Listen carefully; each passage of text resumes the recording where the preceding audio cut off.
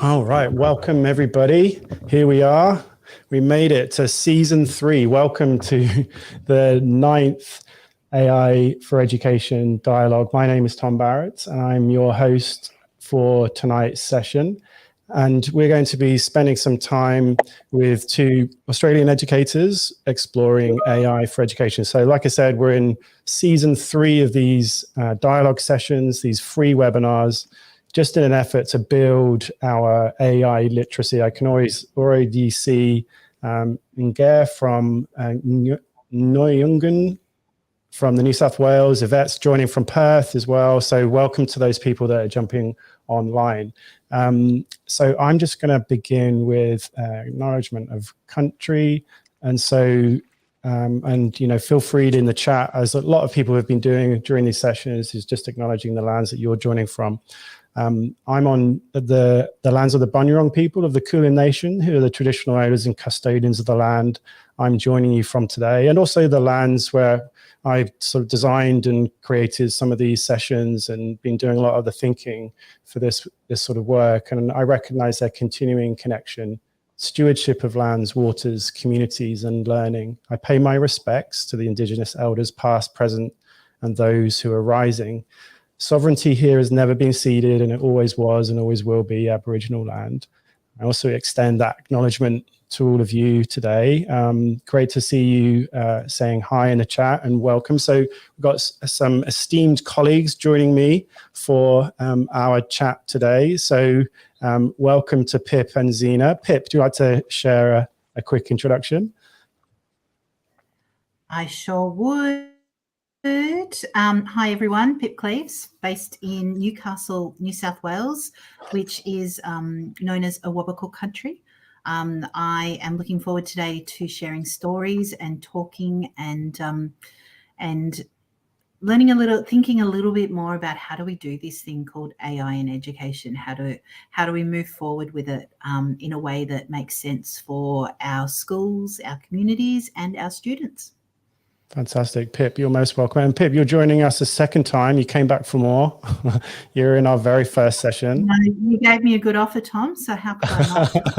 It was great. You jumped in straight away. And Zena, welcome. You're joining us on the road, King's Cross in Sydney. That's right. I was coming across the Harbour Bridge and I was in the tunnel, actually not the Harbour Bridge. There's a bit of a praying Sydney traffic. So I just took the first exit out and I'm in King's Cross, actually more like Potts Point. So I'm sitting in my car, doing my best to stream live from Potts Point. I am on Gadigal land and I'm thrilled to be part of the conversation. I have tuned into many of the other sessions and I think I've walked away with more questions than answers. So I'm excited again today to just sit with the unknown, the discomfort, and just really take time to ask more questions and be provoked and challenged in our thinking so that when it comes to exploration, experimentation, we have that open mindset to learn more and think differently about what we do and how we embrace the disruption that is AI.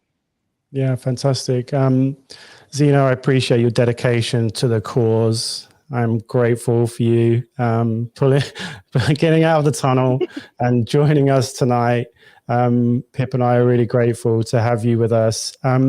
So folks, I can see many of you saying hi in the chat, which is great. And please continue to do that. I can see people joining from all over Australia and the UK as well.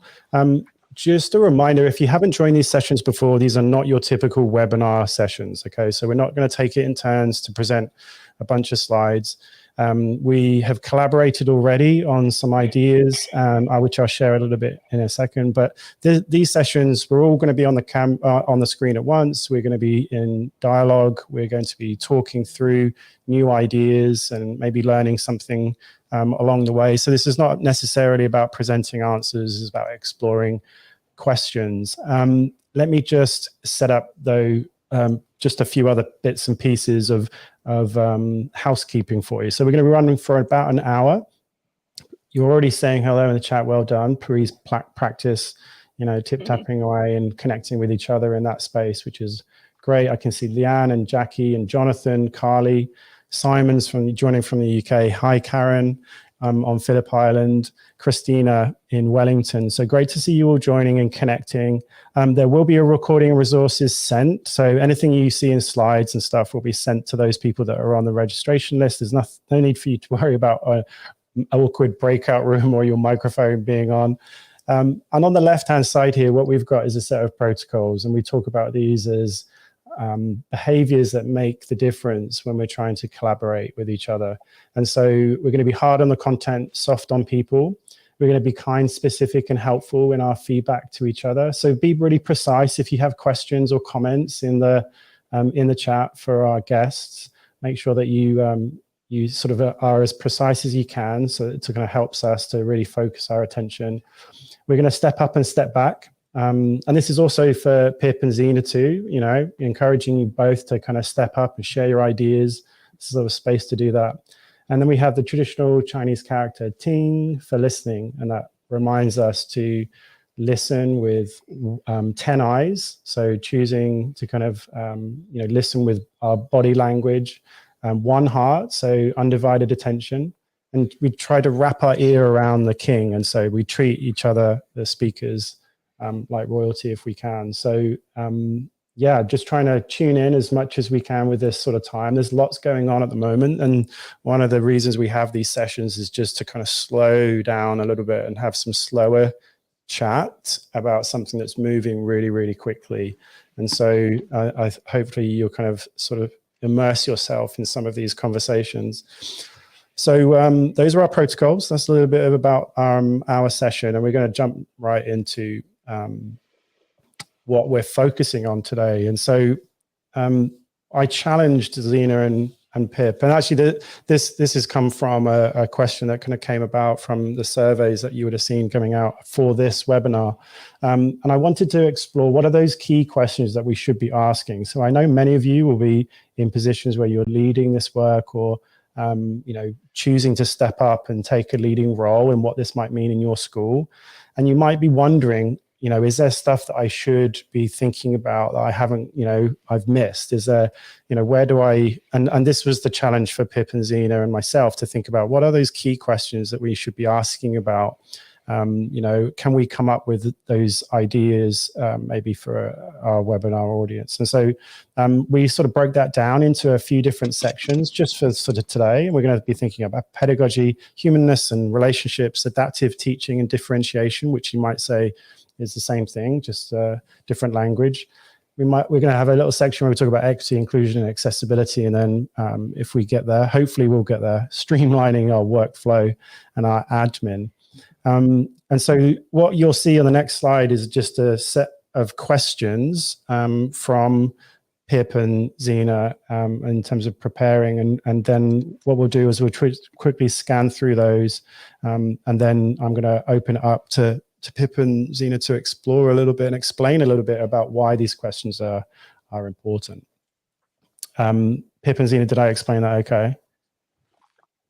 Sounds good to me. I always laugh and say, are you in the right meeting? You know, like we're in the right place. Okay, so we're going to kick off with pedagogy. So I'm just going to quickly scan through these. I'm not going to read them out. You can all read. But AI sandwich. So how do we stay in the loop to support pedagogical planning? Does it enhance current pedagogies or even create new ones? You know, what's the skill set and mindset shift that's required for educators to embrace AI in professional learning when it's being disrupted? And I love this little kind of sideways tangent about what's the impact on trainee teachers and initial teacher training and what that generally means, like working back into the system, you know, higher education. And then last, we have one here about AI used in pedagogy does not perpetuate those biases, gender, race, socioeconomic background biases. So what a great start. Focus on our kind of core business as teachers and educators. Zena, I'm going to come to you. Like, can you just sort of call out here where maybe even where your question was and, you know, why that's important? Yeah, I guess for me, professional learning is always on the educational agenda. as school leaders, we're also always looking at, so my question was about professional learning being disrupted by the use of AI. I looked at this, like, I want to have a conversation around skill set and the mindset shift that is required, and what implications does that have for our current staff, but also our beginning teachers, our new graduates that are coming into our profession. There's a recent report that came out that said that our teachers are underprepared to come and teach into the classrooms. As a sessional academic, I've worked at university levels, and I know how much pressure there is to address all the competing priorities. So for me, I'm just wondering, what does that look like? What skills are needed and what mindset shift is needed? I also look at teachers currently in the classroom. We've seen from different perspectives a flat out ban on the use of AI. We're not ready, we're not prepared. It's dangerous, it's unethical. We really need to have a rollout plan, an implementation plan. We've seen that, but we've also seen from another perspective schools that have published guidelines and policy and protocols. You know, they have cemented this, sealed it, put it on the website and saying, this is our stance on AI. And I think my thoughts around this is, we're still in the very, very early stages of this AI disruption. And it's disrupting the way we work, the way we learn, the way we live, the way we play. So my thinking is, what stance should we have about AI? Firstly, should we be having a black and white stance, or is there more gray, and can we sit in the discomfort of not knowing, exploration and playing? And then having a look at the skills. I mean, the technology is evolving and changing every single day. How are we able to identify those skills? What tools are we committed to using? And I'm actually going to refrain today from actually promoting any tools specifically, because I think about the due diligence and the constantly changing landscape around technology tools and the ethical use of them. So I just want to stay in that space of, professional learning is about building teacher capacity. It's about knowing your students, knowing your learners, knowing your content. It's the art and science of teaching and learning. So what are we focusing on when the content is constantly changing? The questions that we're designing are constantly changing. The students in front of us are changing because they have access to different tools and resources. What does professional learning look like right now? How can it change with AI? How is it currently being transformed with AI? So I've worked with some teachers at present using AI to enhance learning design. So we've used generative AI, and we've used sophisticated prompts, and we put those prompts into AI tools, and they've supported us in developing high order thinking questions, project-based learning, action research. The sophistication of what generative AI can do for learning design, I've discovered, is really based on the pedagogical knowledge of our teachers. So where is that place where teachers understand the theory about and the neuroscience about how students learn? And where's that space where we use generative AI to replace that knowledge and understanding? How do we balance that? I think you raise a really good point, and I think it's worth thinking back to about 2009, 2010, when we really started digging into Web 2 world, right? Since then, we've had all these new pedagogies pop up. We've had TPAC pop up. We've had STAMMA pop up. We've had the TIM, the Technology Integration Matrix out of Florida, pop up. So we've had these new pedagogies come into play. So while we do have to develop the skill set to enable it in our current environment, we also have to keep open to new pedagogies that it's going to bring to us. So, you know, I really hope that we can have new pedagogies. Who knows what they are? Again, be comfortable in the grey and keep curious about exploring, not just using it to use a SAMA to replace what we already do, but to enhance and even disrupt and give new opportunities. So, and I think that's a discussion we should always have with our people is, are we just doing the same thing over and over again? Definitely stupidity. Or are we trying to create new pedagogies that enable our young people to be more ready for what comes ahead of them in this exponentially changing world. Yes. So Pip and Zena, you're off to a great start, by the way. That's me just cheerleading from the sideline a bit, but I am going to keep us to time because we've got like 5 different sections. But Right. Pip, Okay. just on this one, Yeah. did you say, were you making the sandwich there? Was that yours I at was. the top? So the sandwich is me. I saw this great graphic. I'm such a visual person, right? And it was a sandwich. Think of a salad sandwich, and then you've got your bread on top layers and your AI in the middle. So as we're planning, are we going in and this is really pertinent to PL as well, especially our young teachers out there. Do we just take what we see for the first time and implement that in our classroom? Or do we put our pedagogical craftsman hat on and ask it really sophisticated prompts and using recipes to get the best data out? And then we take what that gives us, and the bottom piece of bread is contextualizing that to the needs of our classroom and our systems and our processes itself. So I think if we do that, we'll keep our pedagogy head driving the use of AI rather than the AI driving the pedagogy in our classroom. And I think that's the sandwich. Let's go the sandwich all the way. A good solid salad sandwich, though, with lots of bits of stuff in there. Yeah, great. I mean, technology not being the driver here. One of the things I've often been thinking about at the moment is just the utility of these technologies as really starting to draw attention. It's much more convenient, they're much more powerful, they will continue to be more capable. So as a teacher, an educator, the utility increases. What that might mean, and I'm not sure yet, but it might mean that we just use it by default and we're going to it too quickly. And I wonder about how that, we've got to put pedagogical understanding and our kind of the contextual understanding first, and then think about what's the best technology, one of those technologies being some sort of AI tool. And so there's a few steps there that I think are important to kind of hold on to.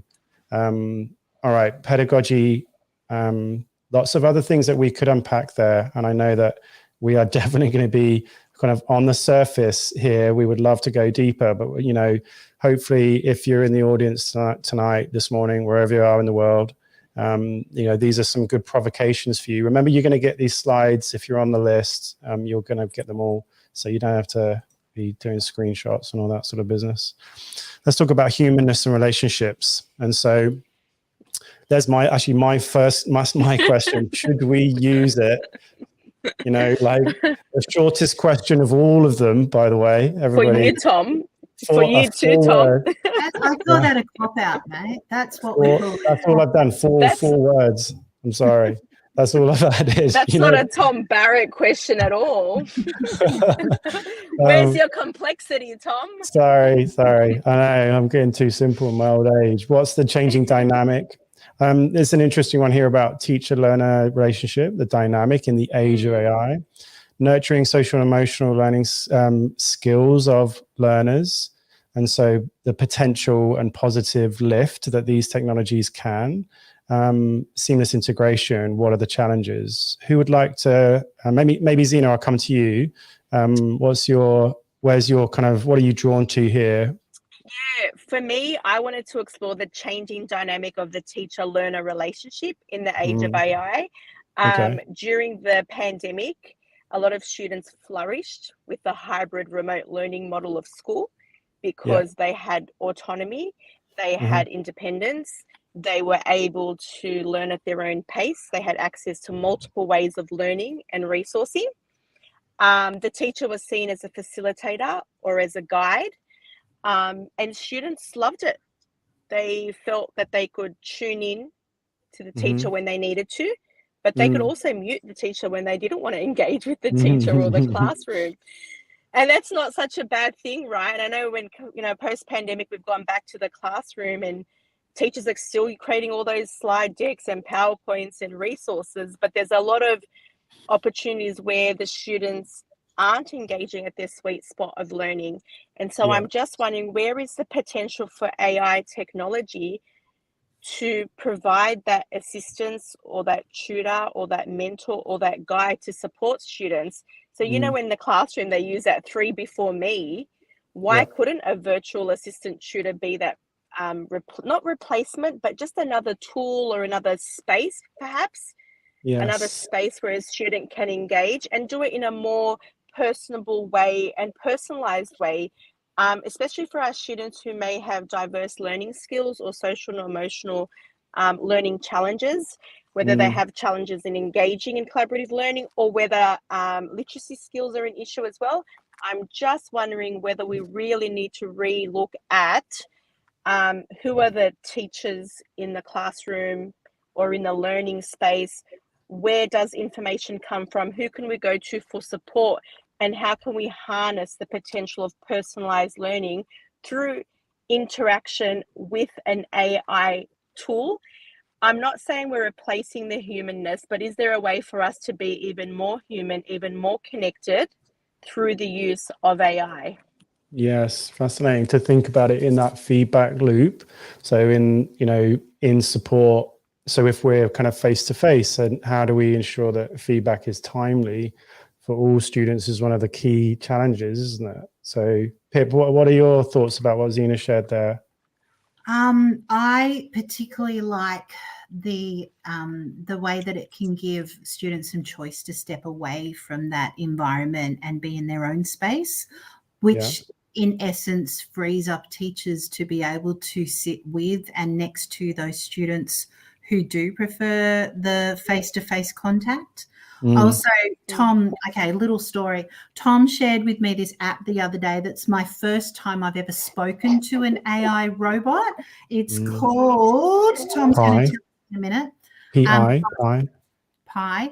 And Pi is a human, so there was no need to type into it at all, which is just tick the diversity and tick the equity solution. But it was like I was talking to a human for the first time, and it freaked me out, right? I'm like, no, I cannot trust what it's saying. But then I started thinking, if I was a young learner that was struggled, I couldn't get to my teacher, I was at home, this might be a little band-aid solution until I can get to my teacher. And if that gives me more competence and autonomy and relevance, and that's a self-determination theory starting to play. So I am seeing, as these tools develop, it is an extra human in the room for the teacher. And if we just keep ourselves curious about how might this look, how might it work, I think it might be a positive thing for our learners. I don't think we should go into it with our black hat, oh my goodness, no way. But we should go into it, why don't I play? Why don't I see how it can help me being more human? And then let's see how that translates into our classroom contextually. Yes, I'm really interested in that side of the spectrum of these chatbots. So I'm going to move us on in a second, but that is an area that is for us all to keep track of and to experience, because I think a lot of us I think we've got to get hands-on with these other models, start to explore the way that these large language models are being designed. There's a lot of work that's going on. So the one that Pip was referring to is from a group called Inflection. And I think the idea that, you can design a chatbot around companionship, not information, I think is really important. So this is a new space for us as educators to start to explore, the idea that a chatbot could be a personal intelligence, and that's the framing that this group are looking at. So it's more about companionship than it is about telling me, how to kind of structure an essay. It's not about kind of getting information. It's about providing stability in terms of support. It's like some of the generative AI apps are your executive assistants. These are your cheerleaders. And these are your get yourself over a little bit of a road bump and get yourself moving forward. And I think that could be quite powerful for some, especially our teenagers and those that are in a young, I said she because I chose a female voice, but you've got options with that. But I think it gives another area in which AI might actually help us to be more human, to get over those road bumps and move forward to our better selves. Yeah, that's interesting. So I'm gonna keep us moving. Humanness and relationships. I think that this feels in education, often relationships, where you say that it's at the heart of it, and it might feel that there's like this it's never going to change. AI will never change that. And I am not so sure. And I want to stay open to the possibilities. Okay, so we're moving on from humanness and relationships to adaptive teaching and differentiation. And so differentiation might be the phrase that you prefer to use. Adaptive teaching is some new lexicon that's sort of shifting in the UK, and but it's in that sort of same sort of place. So questions that Pip and Zena have created here for us around how do we teach the skills of critical and creative thinking in the presence of, do we fear and over-reliance, the balance between learner autonomy and developing essential thinking skills, and how AI tools might support teachers in differentiating the learning to meet diverse needs. Zena, would you like to start us off? Are you okay? You managed to get your kind of lighting sorted. I'm just opened up.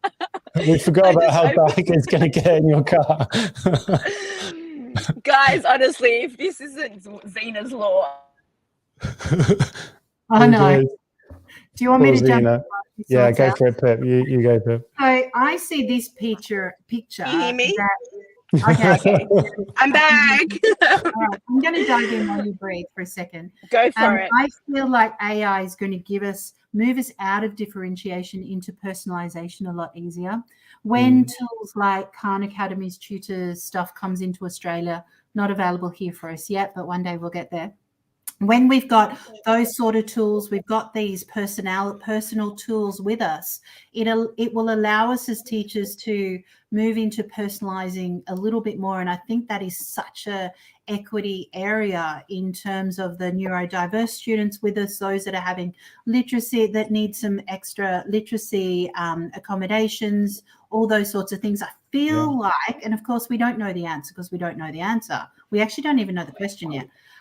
This is gives us that personalization approach that we've not had before. So I'm actually really, really, really excited about this area. So Pip, is it when you talk about the personalization approach, can you be more specific? So is that a teacher being able to change what they're doing? I see that it allows students to follow their passions, learn based around a passion, have some human supports around that process if they've got struggles learning on their own. It's enabling them to dig into their worlds and get supports and find content and level themselves up in their knowledge and their experiences in the classroom that until now have depended on the teacher finding that differentiation for them. All of a sudden, students can head into their own zones. Okay. Yeah. Zena, where are you drawn to with this? Yeah, look, I've got two things to say about this, and I'll keep it brief because I'm quite passionate about this.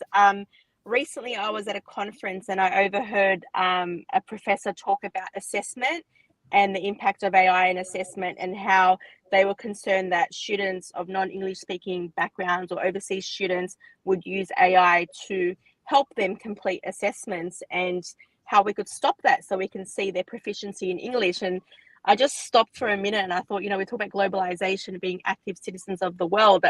At what point are we going to stop the narrative of everyone needs to speak fluent English and a particular way of English to show their learning and demonstrate communication and whatnot? So for me, I just thought, if someone can't actually access an assessment in their native language or the way that they learn, then really we need to challenge and rethink assessment, not ban AI.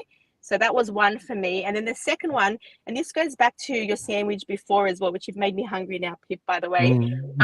When we talk about pedagogical content knowledge, there's so much pressure on our teachers to be experts in everything all the time, right? So we have staff shortages. We have specialist shortages. We don't have speeches in the classrooms. We don't have occupational therapists. Students are more aware of their diverse learning needs. They're becoming more confident and capable in seeking help and support. What if we enabled them and empowered them and used AI tools in order for them to differentiate the learning to support their own needs, but also to offer that expertise for teachers so that when they are designing learning plans, they are accessing resources quickly, effectively, more efficiently to support high-end differentiation just in time and also in the long-term plan. How many times do we go to diverse learning meetings and we have conversations of, let's try this, let's try that, let's meet back in 4 weeks. Let's take out the guesswork. Let's really access expertise and expert information. I'm not saying all the information from AI is reliable, but there is a way in which we can access quality, robust content from experts in a more effective and easy way. I think we really need to explore that, and also lessen the burden on teachers to know everything about every topic that could possibly, impact their learners, as well as building the confidence and capabilities of those learners to be motivated life learners beyond school as well, because we are preparing children today and for not even for the future of work, because I hate saying that, but just to flourish in their own place and community and to seek their passions. So I don't see as AI as just a tool right now. I think it's really going to be a way of personalizing our interaction with people and places in the world. But obviously we have a huge opportunity to start AI literacy in schools. So I think we kind of have that moral imperative to explore all opportunities rather than just ban it or limit our view of use based on our fears and assumptions about AI. Yes. Yeah, lots to unpack there, Zena. One kind of point I think you're making is about expertise. Like, access to expertise is often a barrier, and it's a privilege to be able to access it. It's limited, it's a finite resource, it's expensive, it's all those things. And it's interesting to kind of think about how that make the point about initial teacher training earlier, like, the kind of requirements and the pressure on those teachers coming in. But imagine, a future where we're able to kind of access with natural language, AI technologies that can support us with better access to that content, just when we need it, just as you described. However, let's also think about the other side of that spectrum that I refer to about companionship. And it's also not just content, but it's companionship too. And so there's this really interesting, idea of having, imagine a student joining your school community, and they bring with them AI tools that have been part of their support network, plus the humans and the other experts around the child. There's specific specialist AI companions that have been with them as part of that team around the child. That's something that I can imagine happening, So I think that's just it's going to be a fascinating kind of time to kind of see how some of this sort of plays out. Pip, anything to add there? No, I'm just popping into the chat that it's almost like they've got a learning coach and they've got an emotional coach, which would hopefully help them to lift into the world that they want to explore. Yes. And so a lot of people will think straight away, it's like, well, they can, isn't that taking away from, human relationships? Well, again, one of the things I'm starting to kind of feel more confident in saying is that we often judge these things from a place of abundance and a place of privilege, where we don't have that scarcity in our lives. And so it's easy to kind of say, no, we would always want human.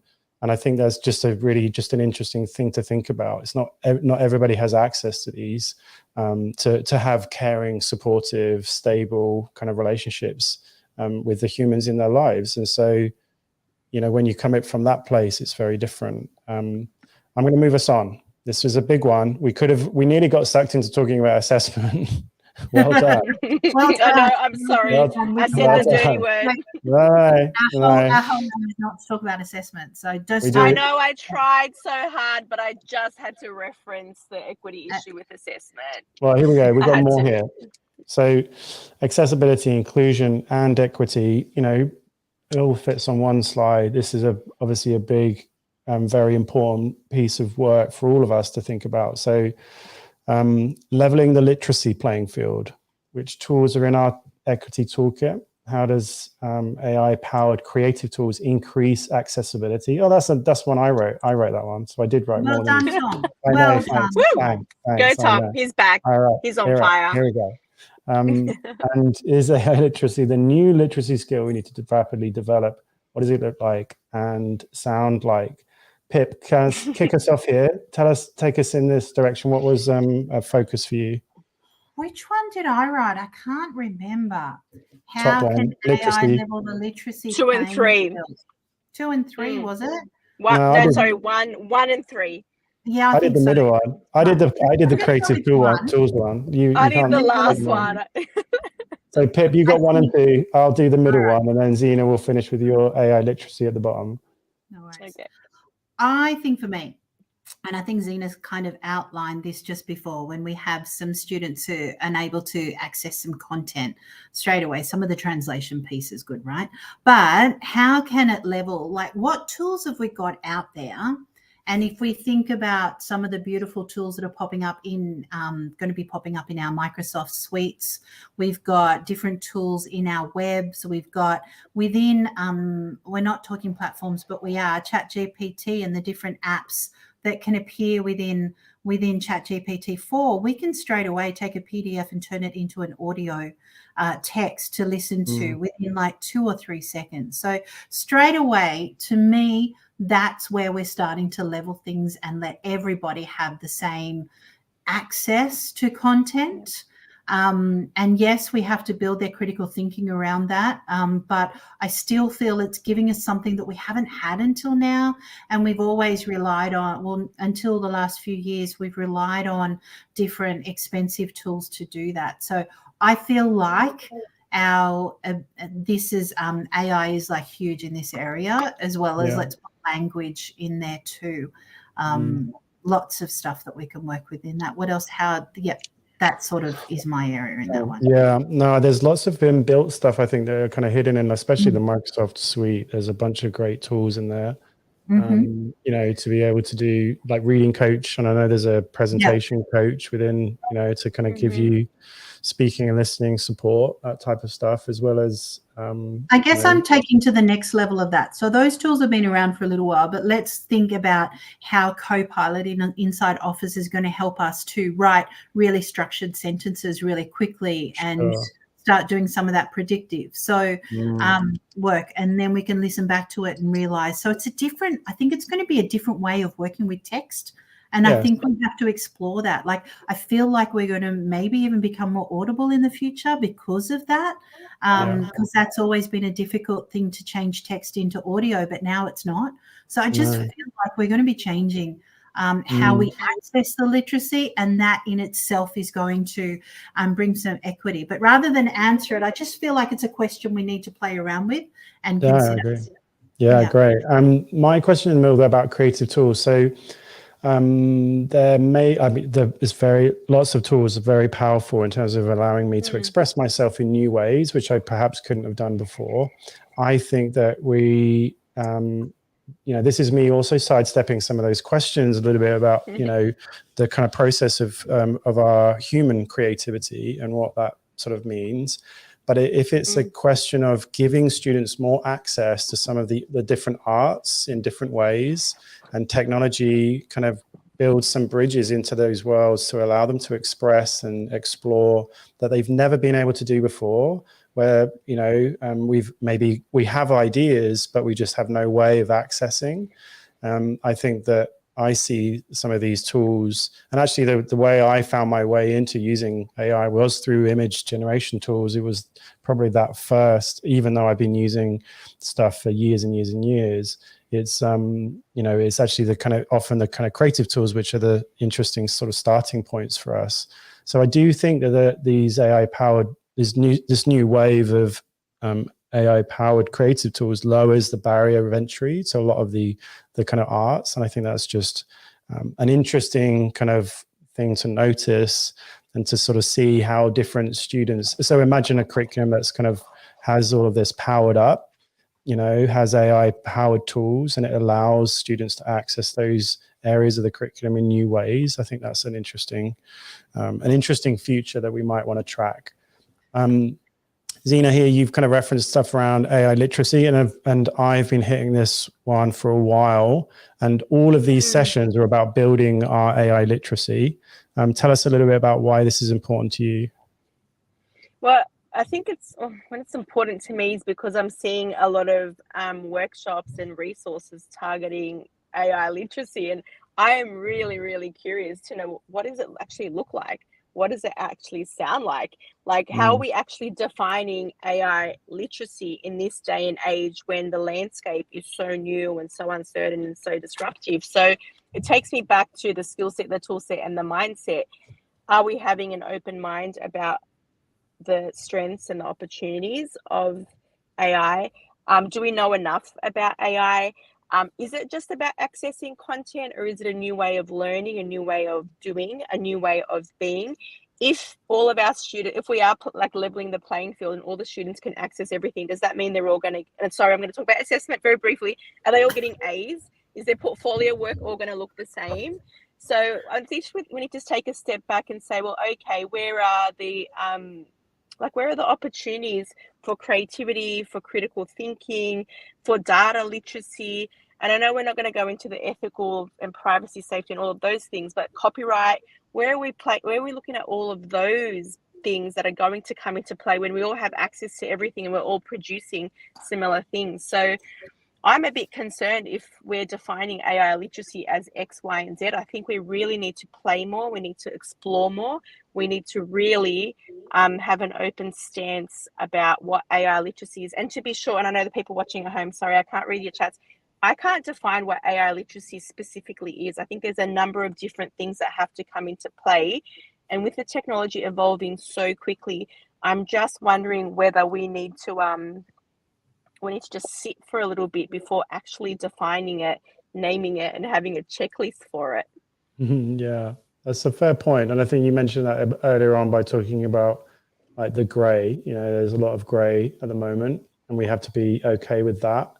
I think we all have to be okay with more and increasing ambiguity. And I think if you're a leader, an educational leader in this space, that's the thing that's being stressed the most. So yes, there's a lot still to figure out. I have some ideas around literacy. What are your thoughts, Pip?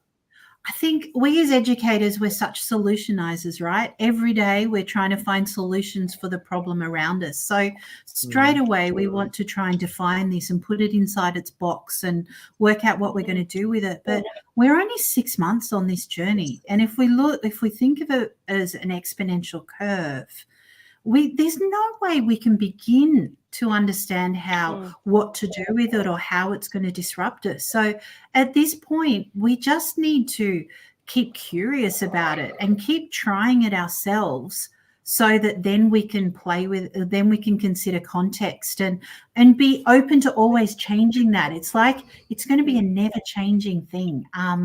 So try not to box it, try not to solutionize it, just try and go with it and learn with it and be curious about it for the time being. But how do we help out the people that we work with to keep that mind frame, I think, is important. How do we get everyone around us to not solutionize it either? Yes, fantastic. I totally am a huge advocate of just experimentation and curiosity at the moment. And I feel we're kind of aligned in that sort of space to explore the gray.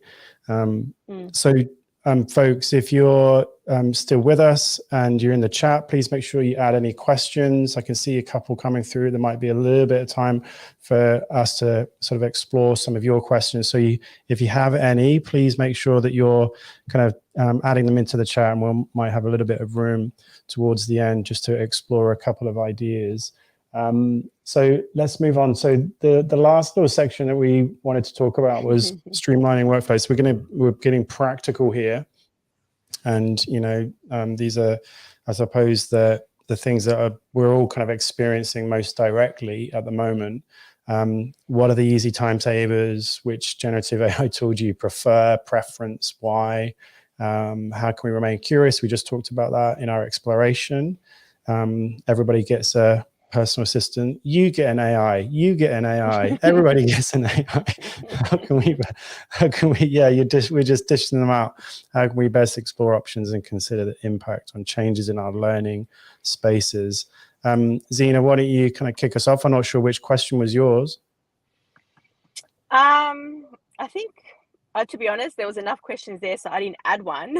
Oh, really? This is all Pip. I could talk to how, like, in terms of streamlining workflow, I play a little game with ChatGPT where I will explore my understanding of what I'm trying to say and what I want to do. And then I think ChatGPT has become the let me Google that for you, right? It's just quicker, more efficient, faster. And then I do ChatGPT it, and you know what? Every now and then I'll get one thing that I didn't think of, but generally speaking, I'll look at the list and go, yes, I was right, or I was close, or I was warm. And then sometimes I actually can't be bothered to use the prompts and go further. But in terms of, you know, improving your workflow, it's efficient, it's effective, you have access to things that you're going to access anyway. I know when I was a school principal, doing this school newsletter was just exhausting. And if you read the school newsletter throughout the school term in any school, they were very, very, very similar, because there's just things you have to talk about in certain calendar dates and things like that. So I think there's huge potential for us to engage with content in a more convenient, quick way. And we go back to talking about context, having that content, and then you spending your time and energy just contextualizing it, personalizing it, rather than having to do all of it, I think has a big positive impact on your workflow. And having it as an executive assistant, I mean, I engage with mine throughout the day as I'm working in a hybrid work environment now. And again, it's quick and it's efficient because it's specific. My AI is always kind, Tom. It's always kind. It's always helpful. And I never have to hear about its weekend or see photos on its Facebook. So it's not a bad it's not a bad thing to help with productivity levels. But Pip, you might want to talk more about the AI tools that you've or is that you, Tom? I don't know who. I'll pass it back to you guys. I think it was me. I guess I put this question in here that I feel like we should be able to play around and choose a tool that suits you. Like, there's no one tool for everyone. There's no this is what we use. And I think you got to explore and find a tool that works for you.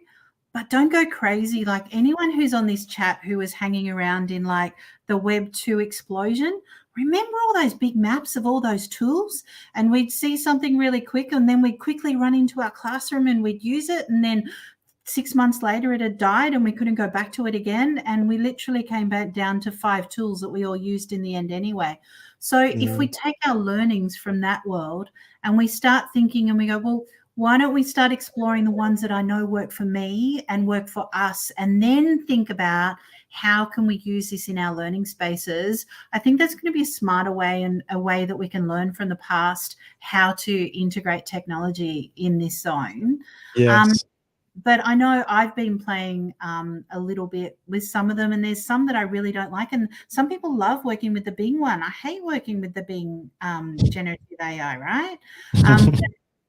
Claude's got a bit of a personality these days. It's really fun to work with as well. So, you know, play around and get to know the tool for the cause and the tool for the thing that you're doing. And that's how we start thinking about how we use it in our classroom. I just shared, you'll see there's a link there, a workshop where I did. It's probably got about 40 or 50 different prompts that we can use in our administrative roles in schools for using AI tomorrow, if you like. So a little bit of an on the screen. There you go. Look at that. Thanks. No, it's great. Thanks for sharing the link. But I know that it can make our life quicker, like easier and more effective and efficient. We are time poor.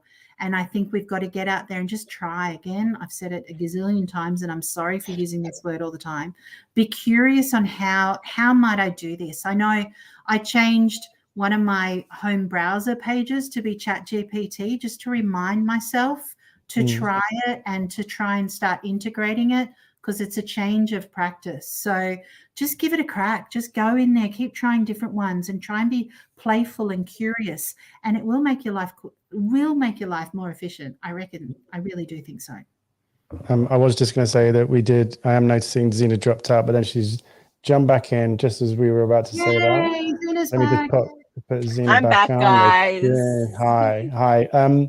One thing I would just want to clarify about, ChatGPT, Bard, Bing, and Claude. I just want to clarify what that all means, because I don't think everybody knows. So we know ChatGPT from OpenAI. Bard is Google's chatbot. So if you go to bard.google.com, that's a free one. They've just recently announced a bunch of feature updates, that type of thing, worth exploring. Bing is within the Edge browser for Microsoft, and so you kind of have to download another browser, and that's enough of a friction for people kind of not to get there. But Bing Chat is powered by OpenAI's large language model. So Bing Chat and ChatGPT are kind of from the same sort of place. And Claude is another one, which is another model, and they've recently released one. I'm finding using Claude quite an interest. It's from a group called Anthropic.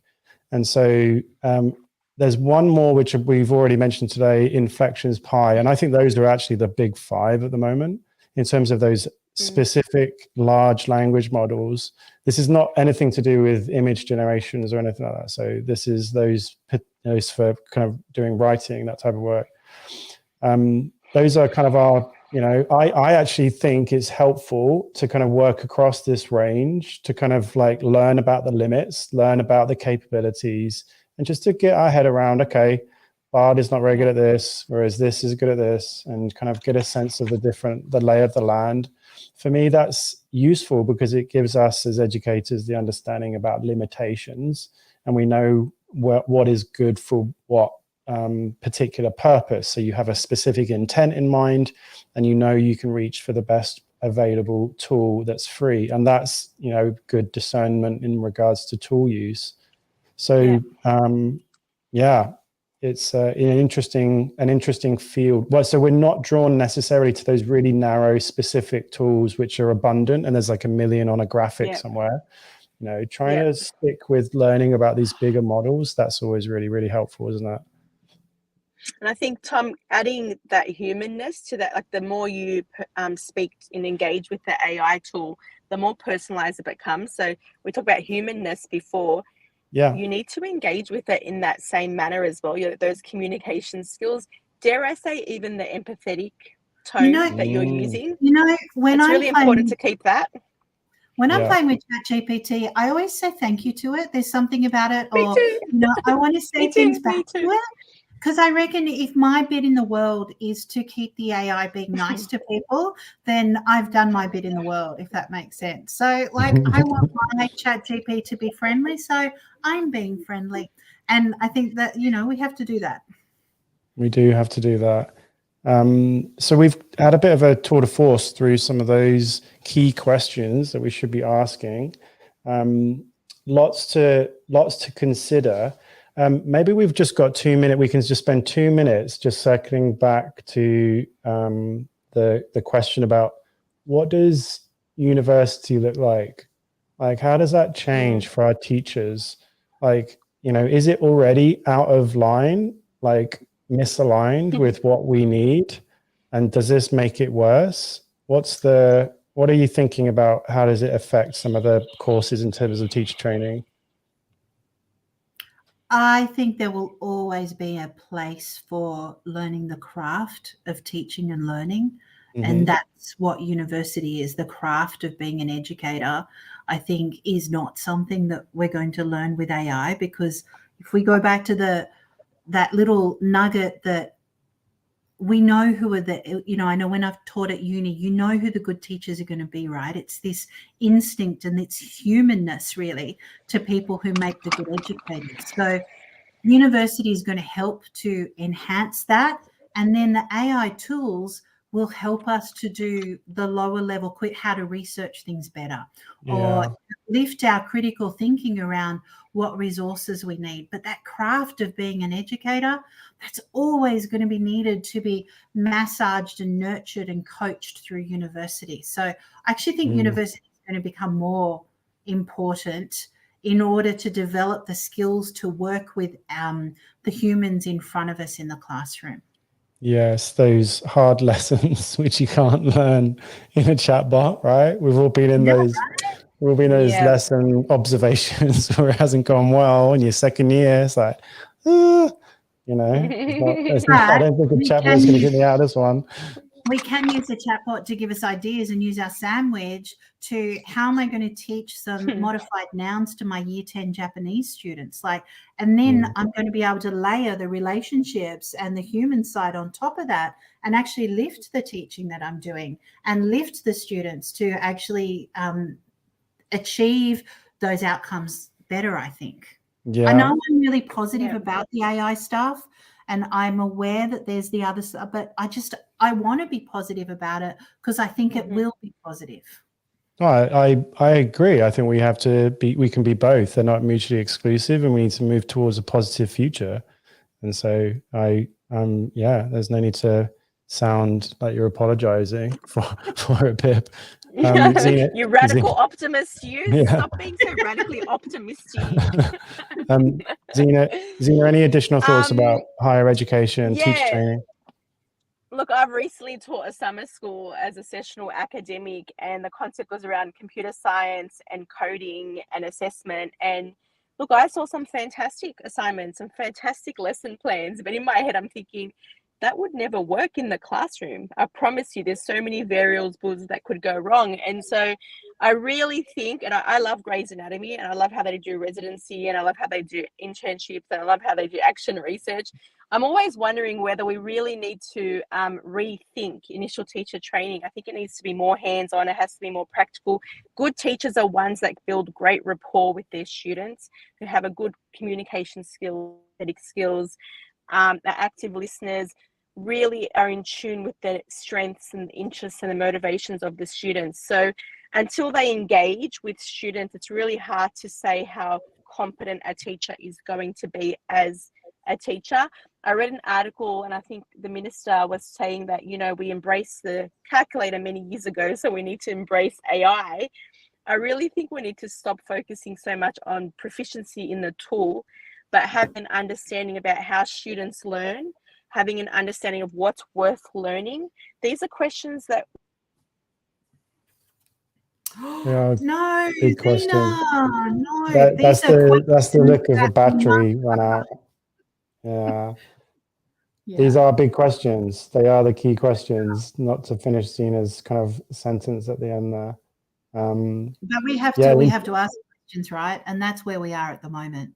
We don't know the answers. That's where we are. We've got to ask the questions and have the discussions.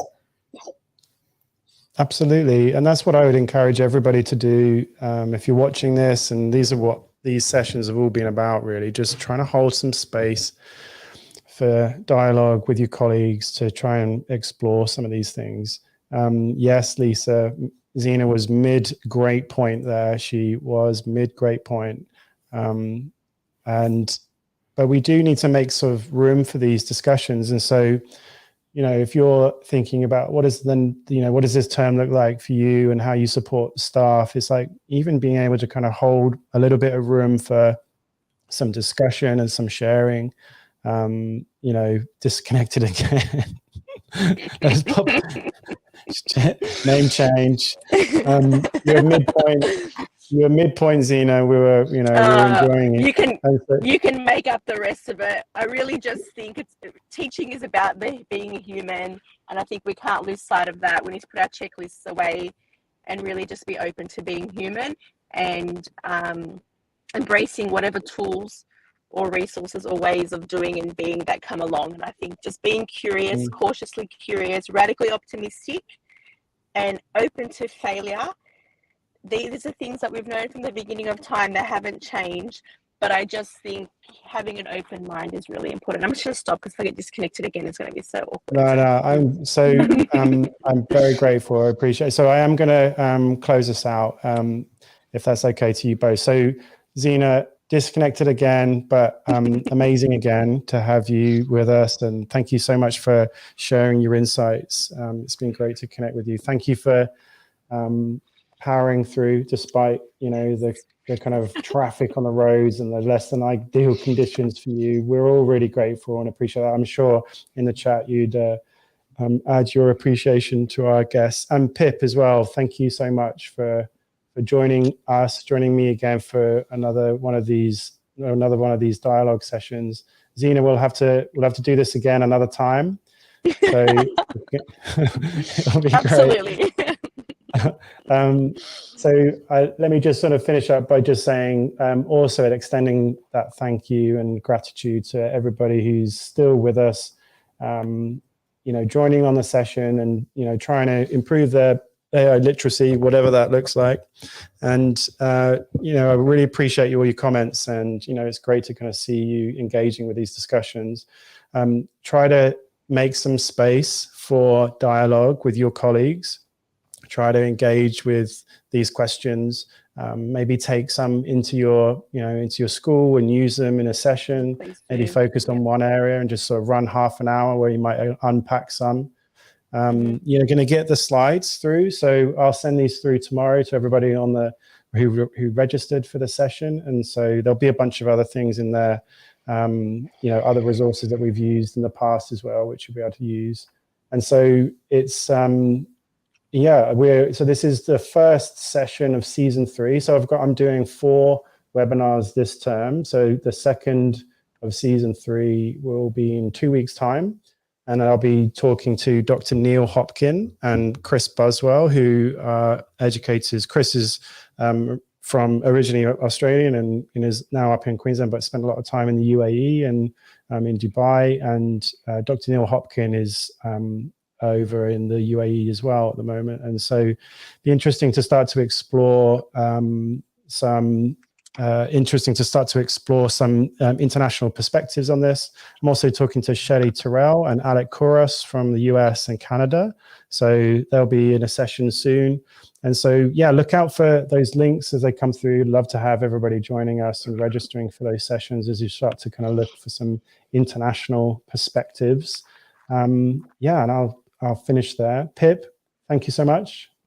Thank you very much for having me again and letting me put my rose-colored AI glasses on. Thanks for having me. And Tom, you'll be proud to know that despite everything, I managed to take a selfie of us. Great. We've got the important things done. All right. Thanks, everybody. Thanks for having me. And we'll see you in the next Have a good night, everyone. Bye. Thanks, Tom.